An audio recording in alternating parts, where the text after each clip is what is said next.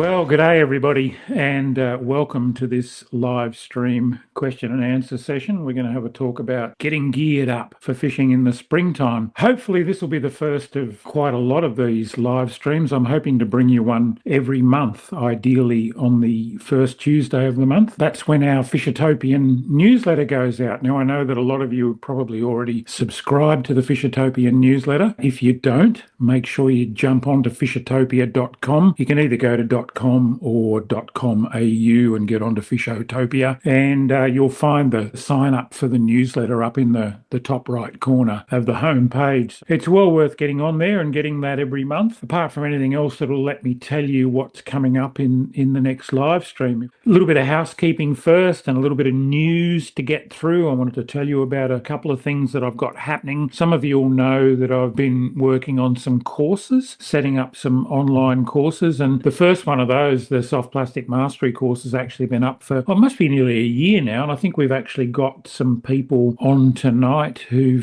are graduates of the soft plastic mastery course. Everyone seems to have loved it so far, and we've got a private Facebook group as well that spun off from that course. So if you're interested in getting into that, you'll find how to do that on Fishotopia as well. The other one that I'm working on, and I've been working on all of this year so far, in fact I started late last year working on putting together my Starlo secrets for fishing Sydney Harbour, and that drops in early December. But we've had an early birds program where you can sign up early, get it for half price, which is like $19.50, so it's cheap as chips. And by signing up early, you also go in the running for this prize package. We've been lucky enough to have 4 of these Shimano and Mako eyewear prize packs to give away, and we've given 2 away. We just drew one the other day. Here's the lucky winners: Paul Butterfield on the left there, and Nicholas Kaludis there on the right, who was our most recent winner. So we've still got 2 of those packs to give away. If you're a Sydney Harbour fisherman or you would like to become one, it's well worth signing up as an early bird to that one. The other thing I wanted to mention, I love the Pertec comp. A lot of you'll know that I fish the Pertec Challenge every year, and I often do a video about my efforts in the Pertec. Well, the people behind the Pertec, Jonathan Bleakley and Guesty, have got another comp going now called Fish Reflections. Now, unfortunately, this one's only for fishing in New South Wales waters. Doesn't mean you've got to be from New South Wales. You can cross the border and fish this one, but it's only in New South Wales waters. And it's on the 27th and 28th of September, so not too far away. And it sounds like being a fantastic comp. I've already signed up for it and paid my entry fee, and I know my wife Jo is about to do the same thing. And we'll fish it across the weekend of the 27th and 28th. There's a dozen different target species that you can go out and chase in New South Wales waters, and then upload up to 5 photos of 5 different species at the end of the weekend. There's $80,000 worth of prizes, and you don't even have to catch a fish. They're giving this boat, motor and trailer package away just as a lucky draw for anyone that enters the competition. So have a think about getting involved in that one. There's the URL down the bottom there, fishreflections.com.au. Jump on and have a look and see if you're interested. If you do fish it, I'd love to have a talk to you in the next live stream that we do in early October and see what you thought of the comp and how you went and how you tackled it. So yeah, that one's well worth having a look at. All right, let's dive into it and start talking about spring. And I'm excited. Jo and I are heading off to Lake Windermere this Thursday. Jo's running one of her Women's Recreational Fishing League competitions up there, one of their X Factor comps this coming weekend. Now, I think we're about a month too early. The water's still pretty cold, and I don't know if the big fat yellowbelly like that will be on the chew yet, but I certainly hope I can rustle up a couple of them. I'm obviously not competing in the competition because it's a women's comp, but I'm going to have a fish off the bank actually while the girls are out in the boat, and I'm hopefully going to be able to pinch the boat and get out for a day before the comp actually starts and go and target some of those big yellows. That's one of the things that spring means for me, is big yellow belly up at Windermere. There's Jo with a big one there. The other thing that I really look forward to in the next couple of months is the dusky flathead. Down here on the far south coast of New South Wales where I live, the duskies don't really fire up. The big ones down in the lower reaches of the estuary until probably November, but I've already started finding a few up the back in some of the shallow areas, and I do love chasing my big flatties, particularly in skinny water. The other thing, of course, and someone's already said, the bass are already firing up, and you're absolutely right. I love my bass fishing in spring. I particularly like actually from about now, although it's been pretty chilly lately and they haven't really fired up yet down here, but the next couple of weeks they will. And from now through until Christmas, really, I think I have my best bass fishing. And then after that, particularly if there's a bit of flow in the river, they tend to head further upstream and spread out. But when they're still coming up from the tidal water after being down, hopefully spawning, and this year should have been a good year for spawning, it's a great time to chase bass. Hi from Europe.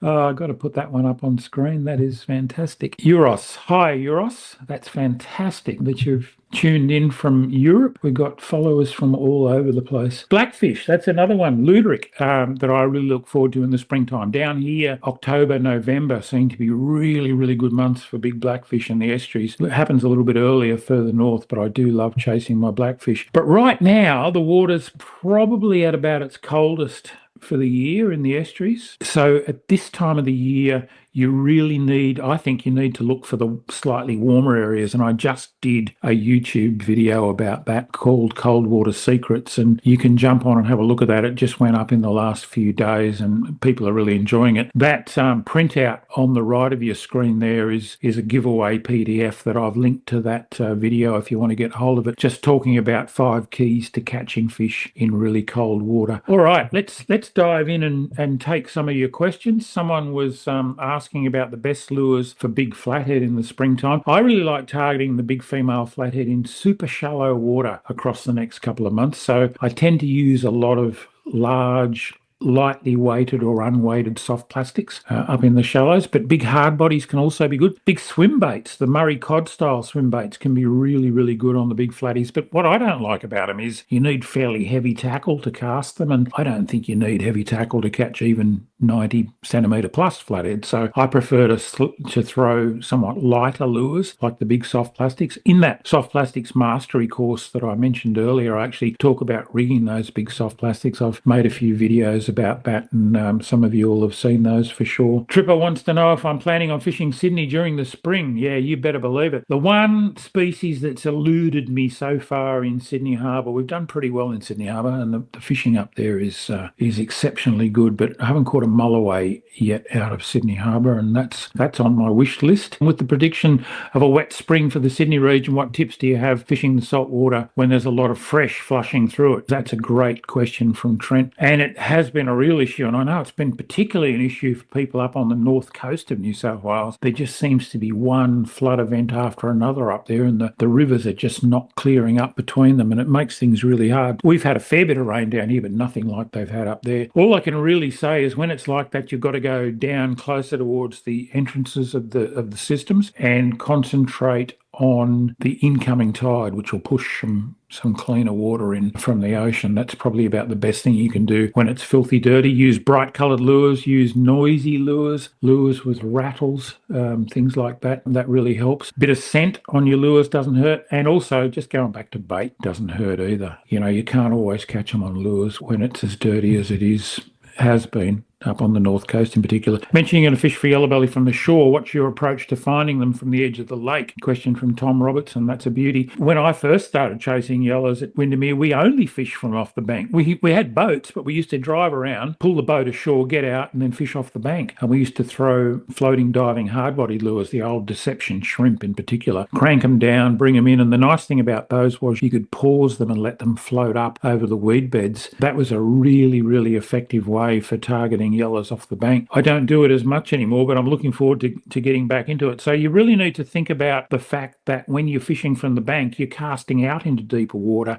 and bringing your lure back into the shallows. It's the exact opposite of when you're boat fishing and you're casting in towards the bank and bringing your lure out. So when you're out in the boat and you're casting towards the bank, it's good to use sinking lures, things like Eco Gear ZXs and Jackal Mask Vibes. They're some of my favourite lures when I'm in the boat, but they're not so good when you're on the bank because they're getting at their deepest right when you want them to be coming up over that weed bed and not shoveling through the mud. So I tend to go back to the floating divers when I'm on the bank, crank them down and then let them float up as they come in closer. Item 4 of my cold water secrets. Yeah, go light. Definitely a bit of finesse can pay off when the water's colder. I mean, I think it pays off all the time, but going a little bit lighter in your main line, a little bit skinnier in your leaders and just fishing that little bit lighter. Let's put this one up.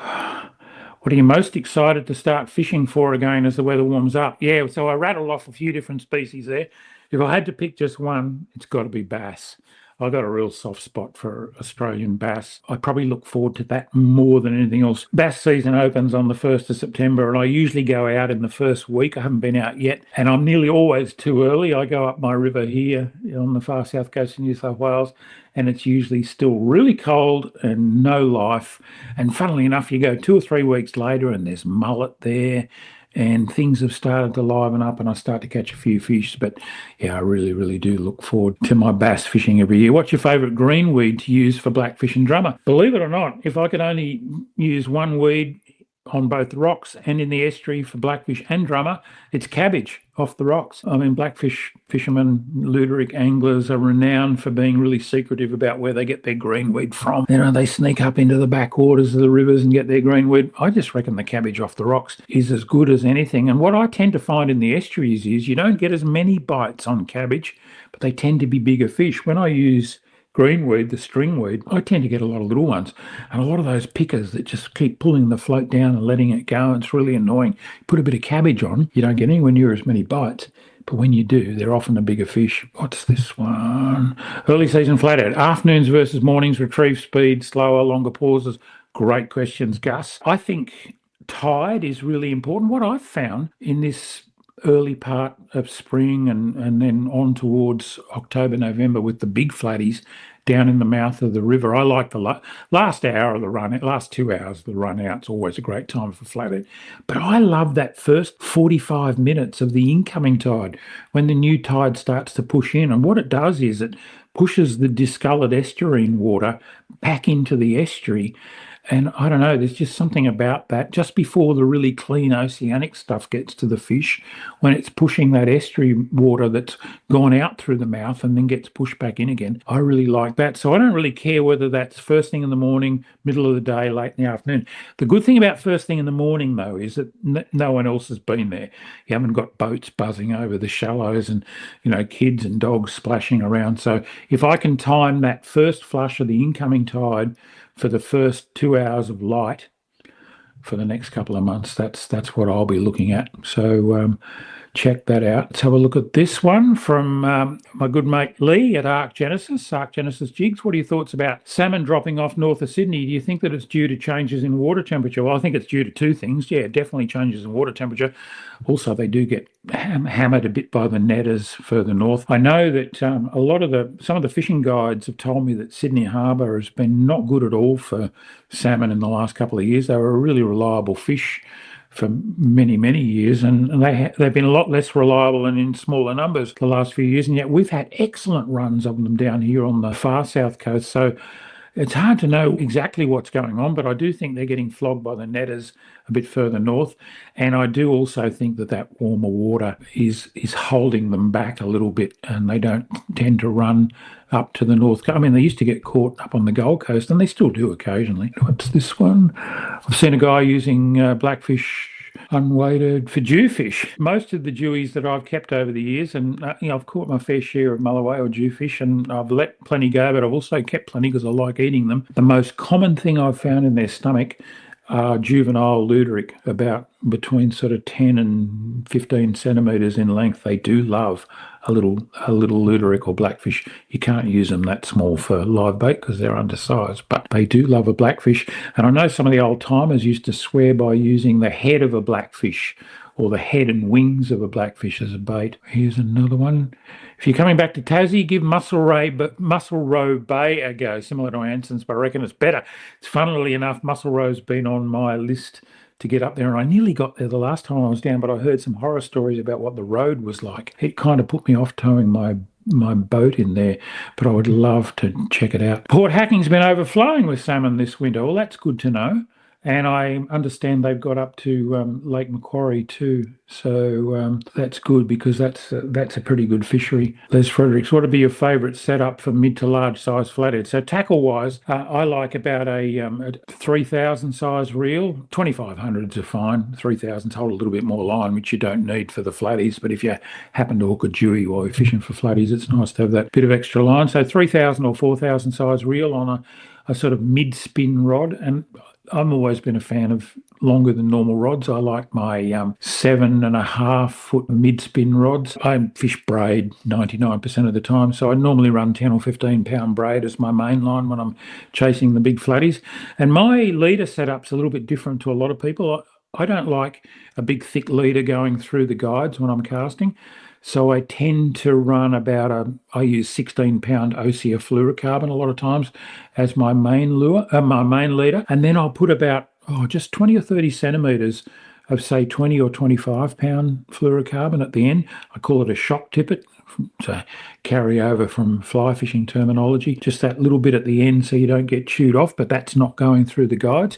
You can use a little ring or a swivel to attach that if you like. I normally use an Albright knot to connect it to the 16 pound, but that's my way of rigging up for the flatties and the gear that I like. One Up Fishing wants to know grubtail lures rigged with the tail curve up or down, and why? And this one comes up a fair bit, and I'll run a photo of a rig and people will go, oh, you rigged it with the tail up or you rigged it with the tail down. I honestly don't think it makes any difference, because when you're retrieving that lure, that tail straightens out behind the lure and wriggles. On the drop, it wriggles as well. So it's very rarely in that position that you see it in when you rig it up. So I don't really have a particular preference. I do tend to rig it up more than down, but I don't think it makes any difference at all. Top 5 bass lures in the springtime in the river in my area. The last probably 6 or 7 years, I've become a real fan of chatterbaits, bladed jigs. Apparently we're not allowed to call them chatterbaits. That belongs to one company, and they get a bit upset if other people call their lures chatterbaits. But bladed jigs, you know the things I mean, lead head, and they've got a blade in the front, and they give you great feedback through the rod. I rig them with a soft plastic trailer, and I fish them 3 different stages during the retrieve. When they land close to the snag or the structure, on the drop, you get a lot of bites on the drop, so be aware of that. Then when they hit the bottom, I jig them a couple of times, and then I just go into a medium-paced slow roll like you would with a spinnerbait, and I get fish on all 3 stages of those retrieves. So if I can only use one lure for the next 3 months on bass, it'd be chatterbaits. But I love my surface lure fishing, and I'll start surface luring quite early in the season these days. And any of the surface lures, I like the old stuff, the old jitterbugs and crazy crawlers and stuff like that. I still throw those, but I'll tell you one that you've got to try is the whopper plopper. I think Riveter Sea made the original one.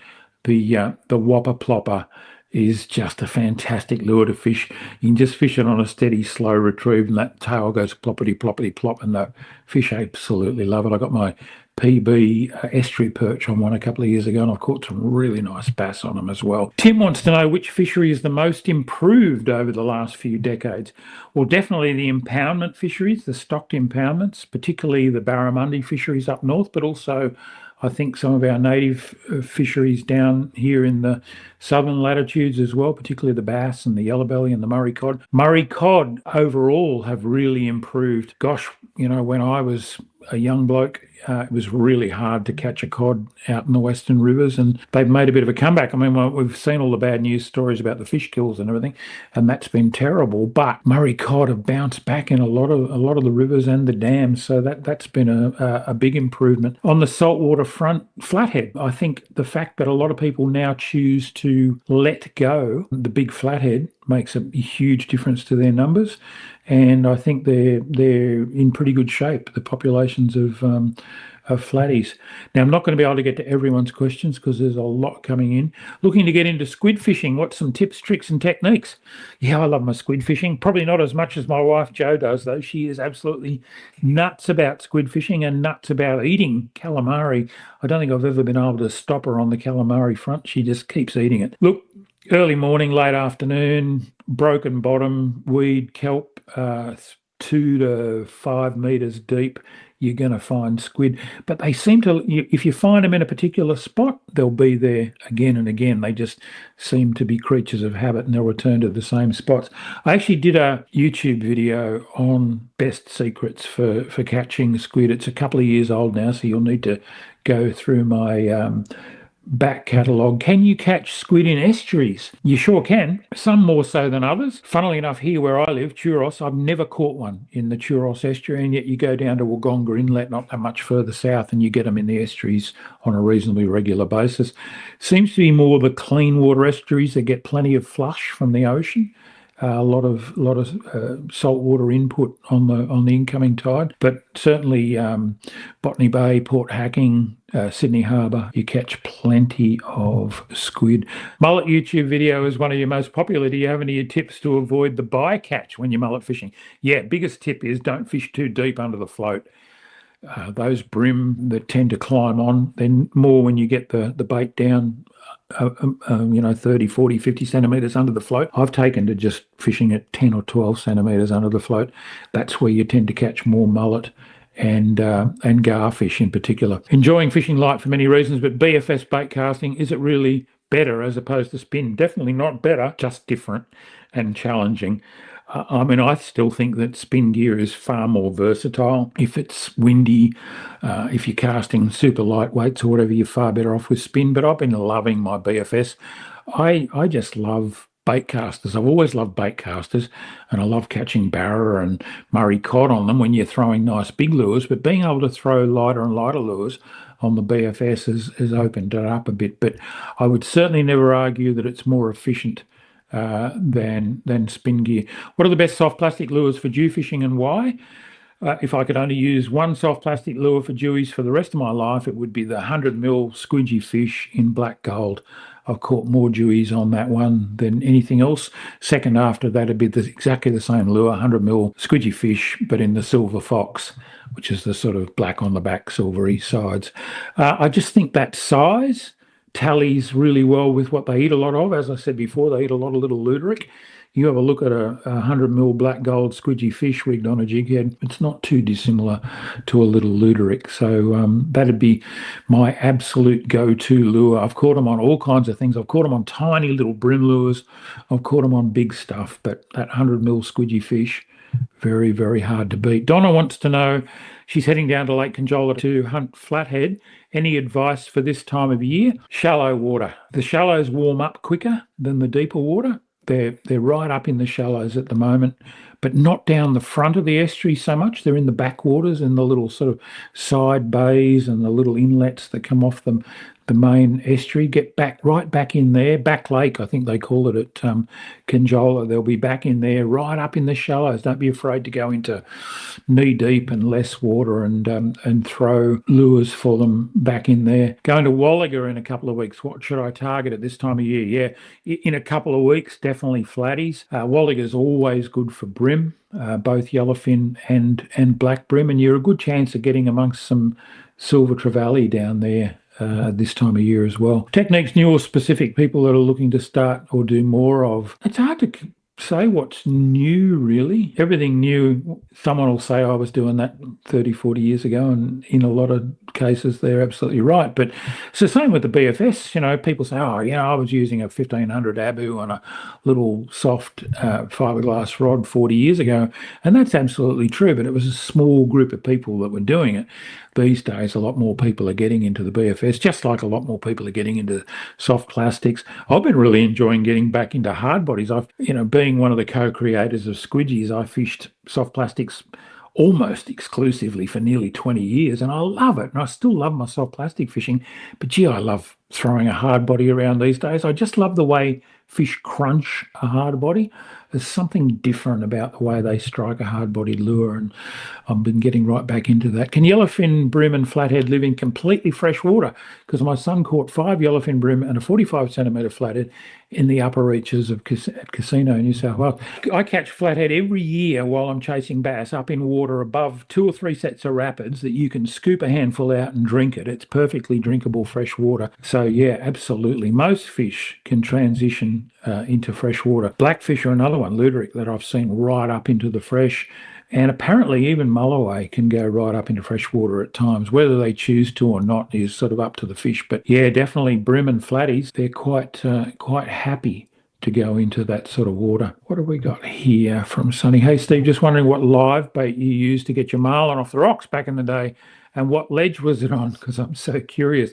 It was the tubes, the outer tubes inside Jervis Bay, and it was on a little yakka, a little yellowtail. We actually caught our yellowtail that morning. I was fishing with a guy who was in the Navy, so we were able to get into Creswell Naval Base and fish off the wharf there. And we caught our live baits in the dark, like 3 o'clock in the morning, transported them all the way around because they'd been hard to catch at the tubes, and carried them in a bucket. There was a little yakka about that big that I got my marlin off the rocks on. Been reading your stuff since I was a child. Thanks for all your inspiration and knowledge. Thank you. Thank you, Sonny. What lures or soft plastic should I use for carp? Fishing in the Reflections Comp in September. Yeah, carp love little soft plastics. Little pink ones and white ones in particular, I've done best on squidgy wriggler, but keep them fairly small, the smallest sizes. And the whole thing with carp, if you can see them, it's much, much easier to catch them. Put that soft plastic a metre or so in front of them, let it drop to the bottom. Don't fish it on too heavy a jig head. Let it get on the bottom and just give it a couple of shakes and wriggles. And 9 times out of 10, they'll just come straight over and vacuum it up off the bottom. And you've got to set the hook. You've got to see them take it and set the hook. Blind fishing for them with lures is a little bit harder. Around Bathurst, yeah, so you'll probably be able to see them. Bass season has not long started. For some reason, it seems a bit slower going this year. Any reason you can think of? Absolutely, the cold weather. This has been the coldest winter I can remember down here on the far south coast. I'm not sure where you are, Jesus.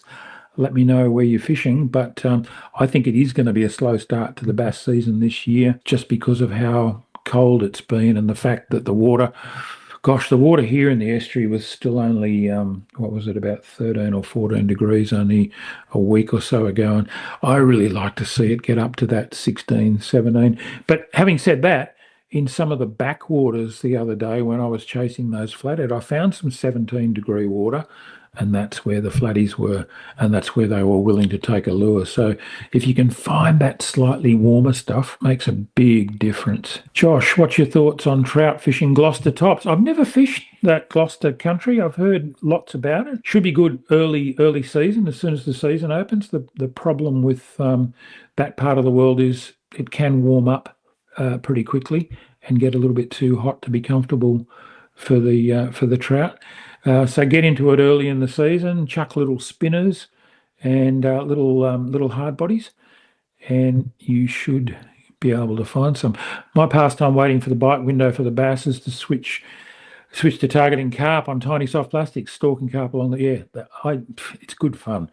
I mean, I hate the damn things, and every one that I catch is a dead carp. They all get knocked on the head, but they are good fun to catch, and especially when you can sight fish for them. Hey, Starlo, have you ever fished any part of the Clarence River? That's where I'm currently based at. Yeah, I sure have. I've fished a lot of the Clarence. I've fished the lower Clarence a lot with my good mate Paul Neller. He lives down near Maclean, and I've fished down that area a lot with him, but I've also fished up in the gorge and below the gorge, and I've fished up above as well for eastern cod and bass. I love the Clarence.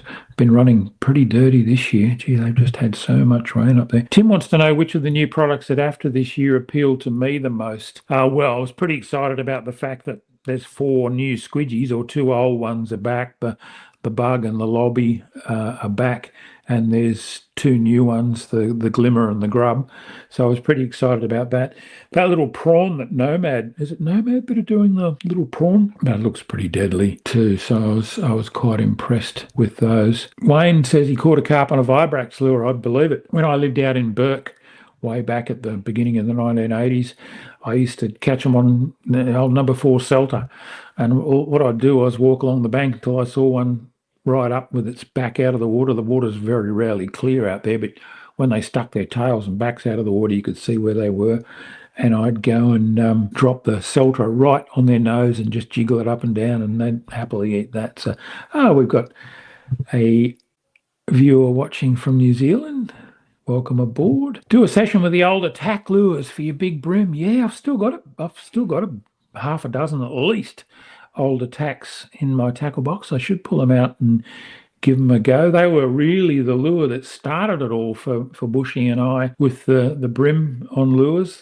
We got really serious about catching them on the older tacks, and I'm sure they still work just as well as they ever did. Anton wants to know if Shimano are going to bring out another range of T-Curve premiums.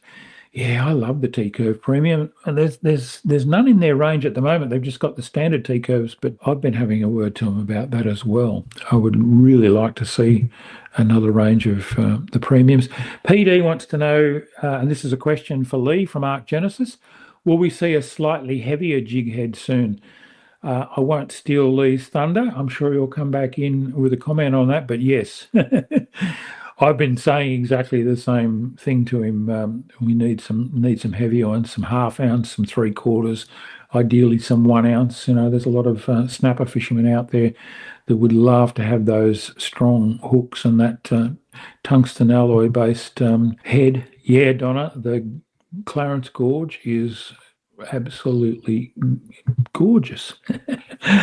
Thoughts on the Shimano Asenza? Just bought one 2 to 4 kilo on the Jewish and Flathead. I'm loving my Asenzas. I've got two of them, and I'm really enjoying using both of them. They're quite a fast taper rod, quite light in the tip, and got a fair bit of beef further down. So yeah, I really like them. I'm going to wet my whistle. I've got a little scotch on ice here,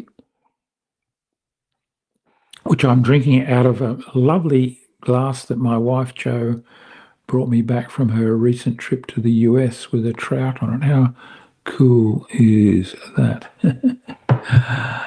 All right. Tom, opinion on the updated Maikuro and Naski rods and reels. They're looking like an excellent budget option. I haven't had a play with any of them yet, but I've put my hand up for one of the new Naski reels as soon as they become available. They look like excellent bang for your buck. The value for your dollar on those is just amazing.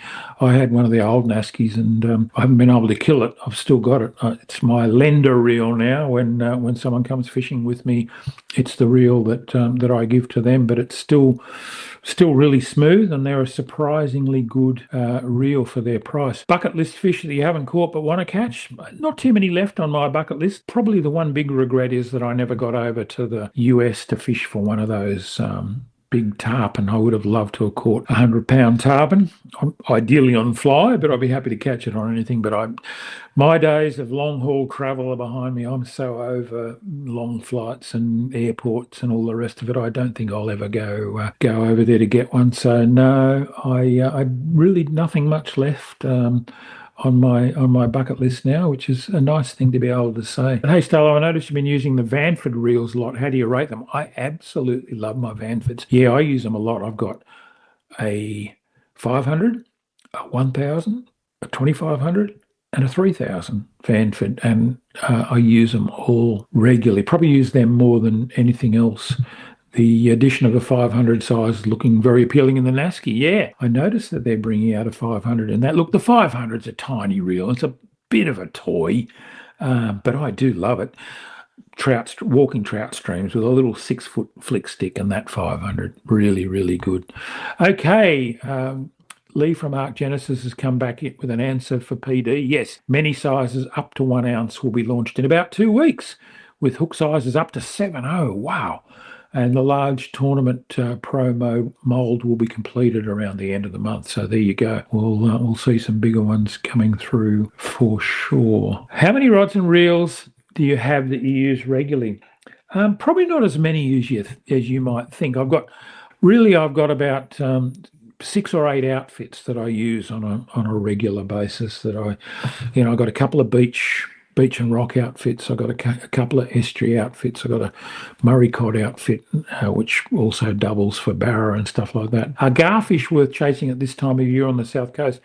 I would have said no, but when I was up the river a couple of weeks ago, they were getting chased by the salmon, and some nice garies too.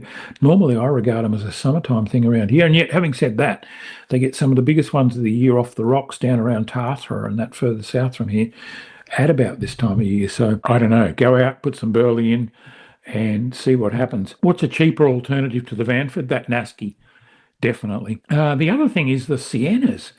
I did a review on the Siennas a fair while ago now, and they're quite a cheap reel, and they're really good value. What's your favourite Scotch?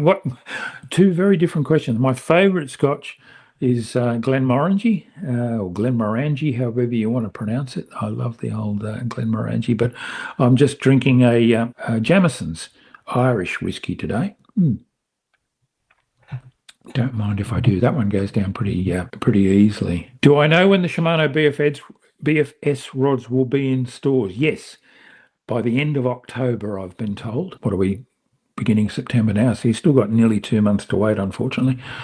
There's only a couple of samples in the country so far. New RTS to BFS, have you had a chance to fish with one yet? No, I haven't. I'll be letting you know when I do that. 2 weeks for the Atlas Stone series, end of the month for the Tournament Pro from Lee at Arc Genesis. Thoughts on lighter or heavier jig head sizes? For everything except flathead, my advice is go as light as you can get away with. Flathead, it's not so important. It's more important that you've got your plastic down near the bottom with flathead, so using a heavier jig head can be a real advantage with the flatties. But on nearly everything else, the lightest that you can get away with for the prevailing conditions, I tend to find that you catch more fish. But make sure that it's still heavy enough to make that soft plastic tail swim on the drop. Test it in the water next to the boat or next to the bank and make sure that when you let it sink, the tail actually wriggles or kicks. Sometimes if you go too light on the jig head, it'll do what I call the death spiral. It'll just do that as it sinks and the tail won't swim. So you want just enough weight to make the tail swim on the drop, and then the lighter the jig head you can get away with, the better hang time you've got, longer in their sight window, especially on things like brim, snapper offshore. You'd be surprised how light I fish for snapper, even out in 30, 40, 50 metres of water. I'll fish a 3/8 of an ounce jig head if it's not too windy and there's not too much current, just so that plastic spends a lot of time in that bottom third of the water column where the snapper often take it. Seems to be much better than having one that just thumps its way straight to the bottom. Who is the artist for the artwork behind you, Starlo? That's a Japanese style Gyotaku print of a giant herring that my son Tom caught, and it was done for me by Captain Greg Bethune from Carpentaria Seafaries. Greg became very, very good at doing those Gyotaku prints. You actually put ink on the fish, the actual real fish, and you lay rice paper over it and then peel it off, and you end up with a Japanese style print like that one up there. I've got a few of them on the walls around the place. You might just be able to see a pike up here. That's a Canadian pike, an actual skin mount. In future live streams, I'll pull a few of my other fish in here and put them on the wall. Matt says, love the content, Starlo, doing great things. The T-curve medium light you put up against the Anarchy rod, will that suit fishing for salmon as well, using metal slices, etc.? Absolutely, Matt. You'll love it. Scott, what's the smallest size spin reel I can realistically use on barramundi? Well, theoretically, I reckon you could catch a barra on a 500 spin reel, but it wouldn't be ideal. 2500 would be as small as I would normally go for barra, and I'd probably rather go for a 3000.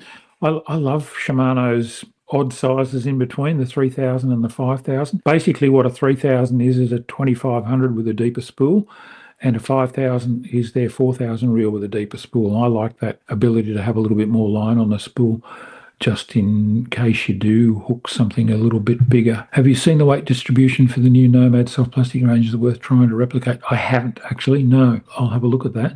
How many fish species have you caught? That's an interesting question. I should sit down one day and try and work it out, but it's a heck of a lot. And I've been fortunate enough to fish a lot of other countries and fairly widely around the world in my younger years. So I caught some pretty weird and wonderful stuff, but it'd be up in the hundreds. How does the Sienna reel compare to the Sedona? I think the Sedona is slightly more expensive, but there's not a lot of difference in them.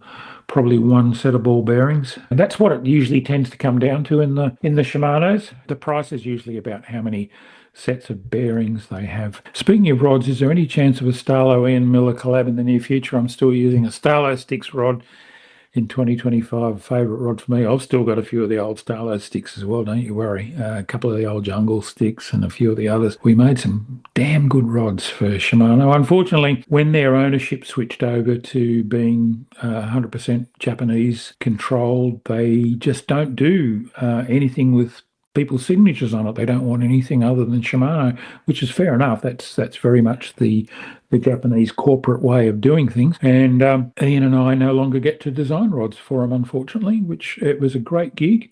and we really enjoyed designing those rods. And I meet people all the time that are still using them. One of my favourite segments on the Rex Hunt Show was you in the jungle of the Solomon Islands going to the tackle shop, making some fishing line with vines. Yes, I remember that. Oh, the local guy who guided us was amazing.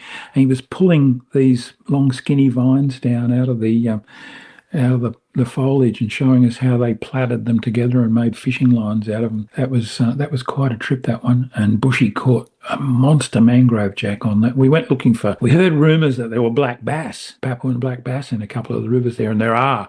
I think further north in the island chain from where we were. We didn't end up catching one, but Bushy caught an absolute thumper of a mangrove jack. Do you ever clean up on the Barrow with Waddy and Darwin? Yeah, well, I don't know about clean up, but we always managed to catch a few. I had a good trip up there with him just a couple of weeks ago, playing around with the BFS gear and stuff.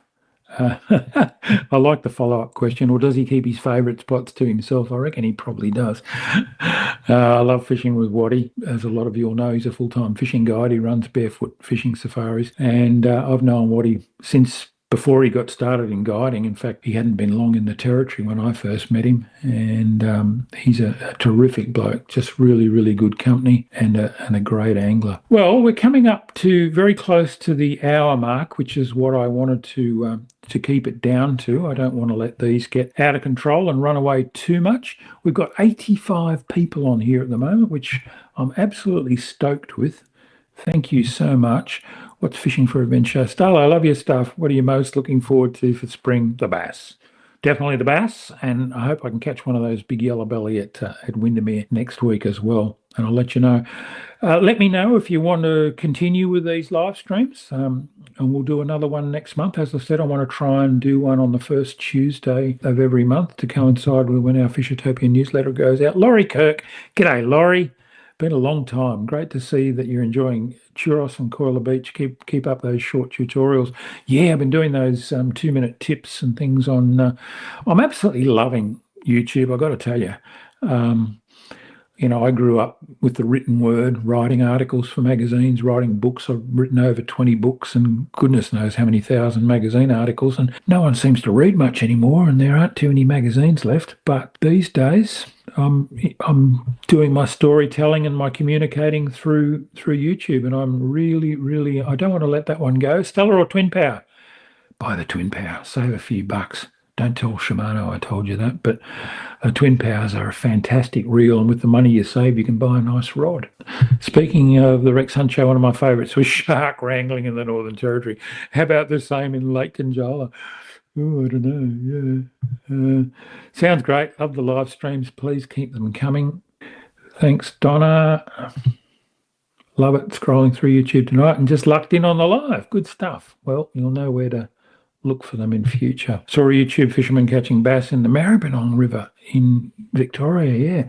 I don't think they're native to there. Estuary perch are, but I think the bass might have been liberated in there. What's your all-round bass fishing lure? Those chatterbaits I was talking about earlier. There's an Australian company, Hell Yeah Chatterbaits. I got onto them a couple of years ago. I've been using a lot of their chatterbaits, but or bladed jigs, we've got to call them. They're really, really good, but so are some of the jackal ones. They're a bit expensive, but they are a great lure. Yeah, really good all-round lure. I love lures that you can fish all the way from virtually the surface to the bottom in the deepest holes. And chatterbaits are really, really good for that. All right, 2 minutes to the hour, so we're going to start wrapping it up. And PD says, please keep the live streams coming. Love it. Been a fan for years. So keen for more. Well done. Thanks, mate. And wow, we finished with 90 people watching at the 1 hour and 1 minute mark. Thank you so much. What's my favourite lure for yellowbelly? Ooh, that's changed a fair bit over the years. If I only had one lure for yellowbelly now, it would be the little black and red Eco Gear ZX Vibe. Great lure. Great lure. All right, I'm going to bid you all farewell and catch you on the first Tuesday of next month. This one will be up. I might edit it a little bit and get rid of some of my stumbles, and it'll be up on YouTube for you to have a look at. Thank you all for supporting me on YouTube. I know a lot of you watch my my efforts on there. I really enjoy your feedback. I try and answer everyone who comments on one of my YouTube videos. It's not always easy, but I do give it my best shot. Okay, until we catch up next month, this is Starlo wishing you tight lines. Get out there and enjoy spring.